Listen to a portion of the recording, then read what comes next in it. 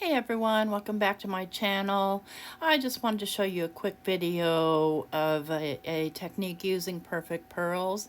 Here's a still picture of a couple of the projects that I've done with it. What I'm going to do is I'm going to be using a piece of black paper and some Versamark ink and some Perfect Pearls and a stamp.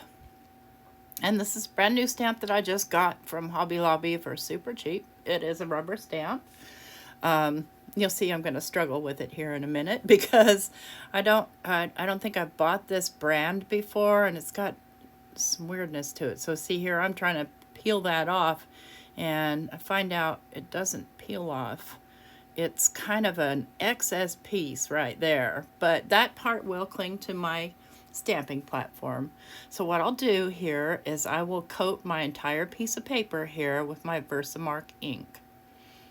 Now you don't have to do the whole piece of paper. You can do a stencil, you can do just a corner, whatever. And I'm going to be using this Perfect Pearls in sort of a coppery color. And I'm just going to spread it with the soft paintbrush all over the paper. And it will stick to the Versamark ink.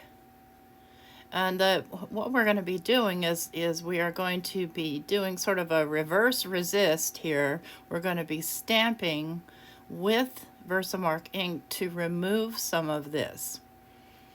So when you're choosing your stamp, you can pretty much choose anything.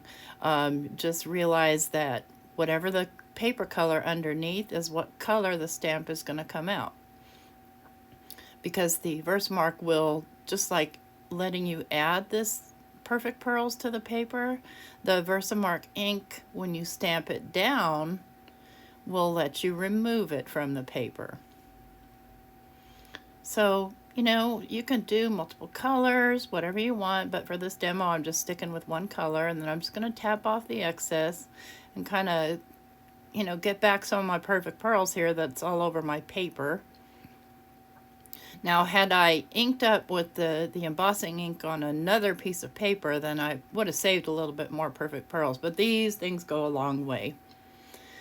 So, what I'm going to do next is I'm going to grab my stamping platform and I'm going to take out the pad, the mouse pad, because I'm using a thick rubber stamp, and I'm going to place this in my platform, and I'm going to do it on the top corner. I'm just going to kind of decide where my stamp's going to go, and then I'm going to lay my magnets, because if I have to stamp again, I want to make sure that paper doesn't move on me.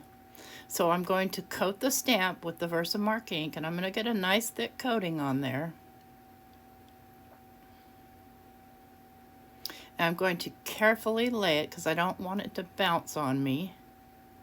And then I'm going to take the lid off take the lid and fold it over on my stamping platform, and I'm going to give it pressure. And I want to give it pressure, and I want it to sit for a moment. Now, if it's not dark enough, I can do a second coat, which is exactly what I'm going to do here. So more Versamark ink, lay it down. You do want to clean your stamp off, wipe it off, so that before you put any water onto it. But you see it left an impression there of the stamp. So it's kind of a reverse type image. I'll just get this out of the way. And now I'm going to, off camera there, give it a couple of squirts of water. And once it's dry, I'm going to use my decal trimmer to trim it down.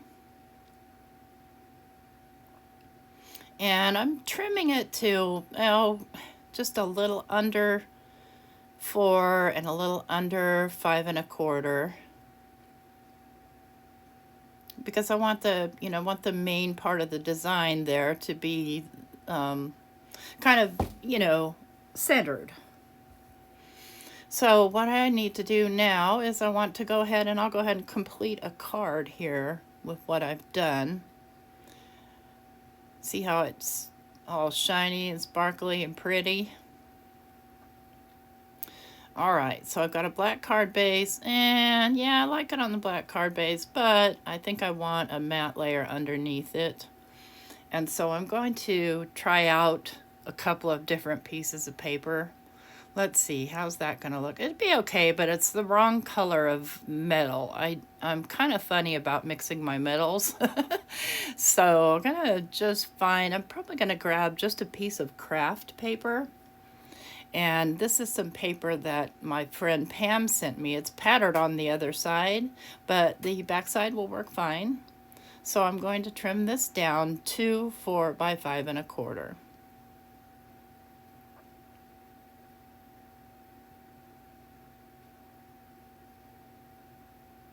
I don't know what happened there, why I trimmed it like I did, but I guess I just made a split decision.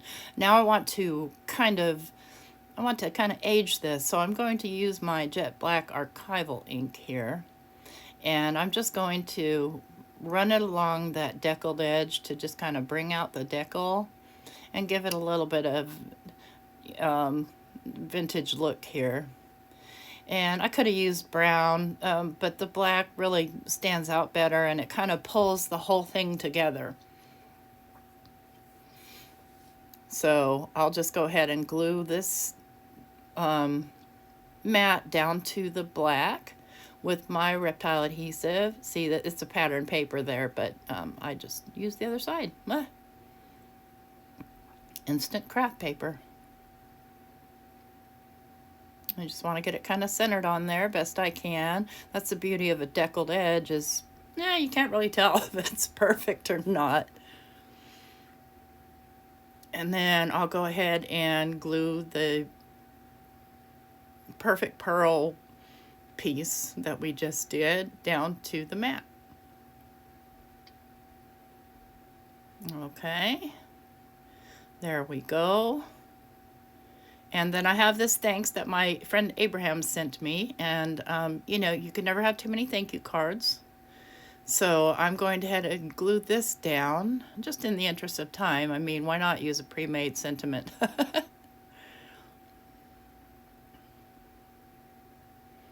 Just kind of make sure that's kind of sort of straight, and then I'm going to use one of these stickers from the Tim Holtz little sticker book, and I'm going to grunge that up a little, and I will add extra glue so that I know it's going to stick. And I feel so lucky, but I do want to grunge that up a little bit more because the stark white against theirs just bothers me.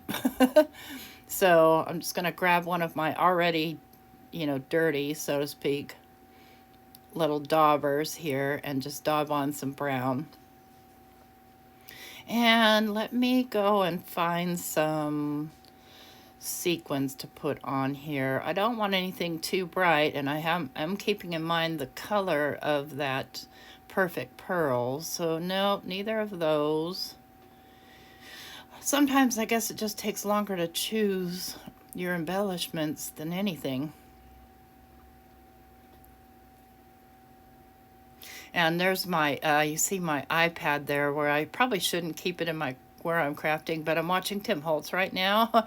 He's demonstrating the Sizzix switch. Cool little machine. Okay, so these are some Stampin' Up sequins that Pam sent me. And that's what I'm going to use because I like the color. You know, I'm sort of keeping monochromatic, sort of. And I'll just use my wax pencil to get these glued down. Just give it a little push with the other end. And then I'm going to use this Ranger Liquid Pearls in the color Brass. And I am going to, because I notice this stuff, some weird stuff comes out of it when you first start to squeeze it, and I don't want the weird stuff. So I'm just kind of messing with it so that it pushes out the thing I need, which is that brass color. And I will just do the insides of my sequins with that. Pretty simple. Okay, so there's that card. There's all its beautiful shine. And I'll just show you another one I did. And I did this with some red pearl colored and blue Perfect Pearls and some Tim Holtz stamps, and just kind of decorated the edges with some embossing powder and the gold tinsel. and just kind of fixed it up. And that's just kind of another, idea of what you can do by using the lift method.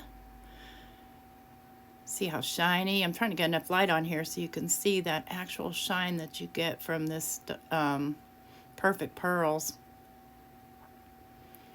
There we go. Oh, that beautiful shine. Anyway, thanks a bunch for watching. I hope you like this little quick method, and if you like this video, please give me a thumbs up and consider subscribing to my channel if you'd like to see more from me. Hit that notification bell so you'll be notified each time I upload a video. Thanks again for coming by. Have a good one.